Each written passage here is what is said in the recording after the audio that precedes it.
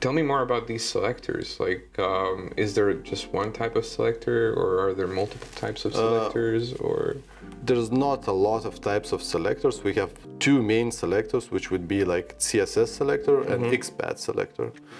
And well, in Oxylabs, we use XPath all the time, and there's no like clear advantage.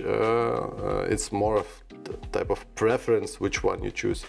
I would probably mention on XPath it has like function contains, which allows you to select an element based on text it has, which sometimes can be useful.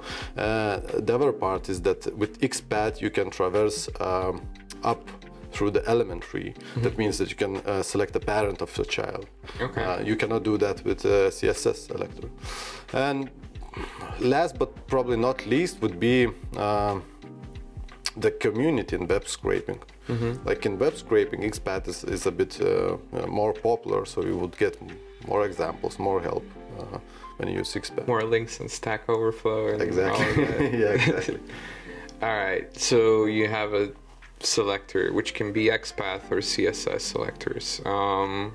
And is regex, so regex is not like one of those element tree selectors because it doesn't work with element trees, right? Exactly, you cannot say that regex is a selector. Okay, well, I guess we could show a little example of how an XPath or how a CSS selector looks on screen, which we'll do that. If you're watching us on YouTube right now, you should see a little image right here. I'm also interested in like, when should you use like each of those? You mentioned it's a matter of preference. Is that all there is to it, or? Basically, yeah. It's actually. I mean, if you are someone who's listening using CSS selector, there's no strong reason to switch to XPath. No, but if you have an option to choose now which one, I would personally recommend XPath because of the reasons I mentioned before.